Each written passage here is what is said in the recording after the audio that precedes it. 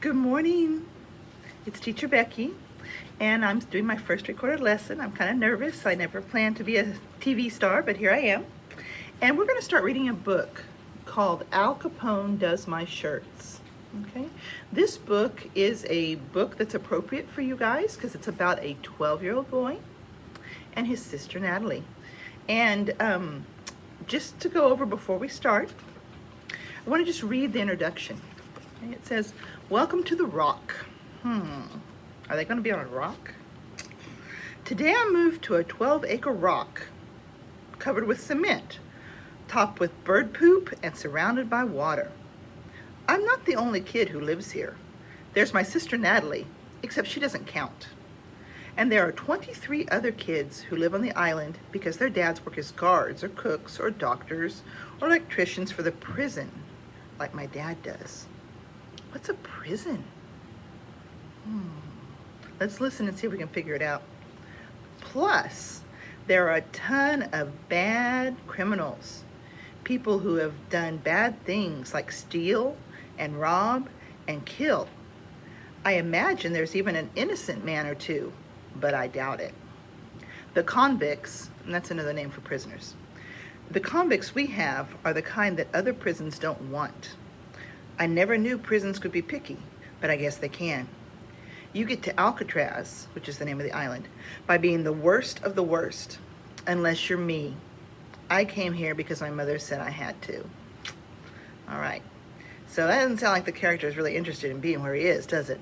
The title says Al Capone Does My Shirts, and it's written by Jennifer, oh my goodness, Choldinko, maybe? Okay, and you see this seal right here? This says this is a Newbery Award winner, which means that it's won a prize for being a really good book for children. Okay, and in my next video, I'll read the first chapter. I'm gonna skip right here just to tell you a little bit about the book, okay? Because the author wrote a note back here to tell us, it says author's note, a little bit about the book. It says Al Capone Does My Shirts is a work of fiction, which means it's not true, right? It's a story.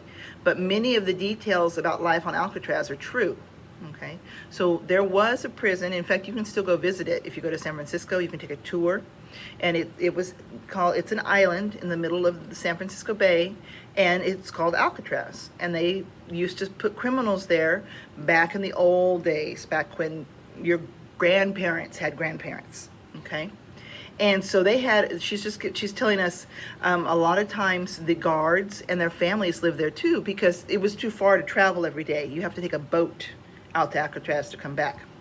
So there was a whole village on the island, a post office, a tiny grocery store, a play area, and an officers club complete with bowling alley, okay? Many of the kids lived in building 64, which was where they housed the families. No children were ever hurt or taken hostage during the penitentiary years. The inmates tried to keep the children safe. Okay.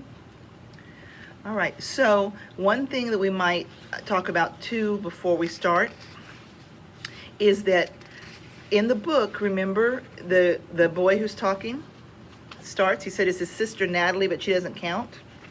Well, his sister Natalie has a disability, I guess would be the word. You guys probably know what a disability is. She has trouble learning, okay? She has trouble learning. And it says the character of Natalie Flanagan would probably be diagnosed with autism today, okay? Autism is a disease that affects the way your brain and your sensory system work, okay? So back then, they didn't call it autism, okay? But it says autism wasn't identified until 1943, 8 years after the book takes place, okay? So, and this is an important part. Natalie is a fictional character. She's not a real person. She's a pretend in the story. But the author says she was inspired by my own sister, Gina Johnson, who had a severe form of autism. So the author, when she wrote this book, she made a character in the book like her sister who has autism. And everybody has something different. Some people have blue eyes, some people have brown eyes, some people have autism, some people don't have autism, some people have Down syndrome, some people have have leg problems. Everybody's different. But in this book, we're going to see some things from Natalie's perspective, okay? And we're also going to see some things from the character whose name is Moose Flanagan, okay? So turn into our next video to hear me read chapter 1, okay? Al Capone does my shirts.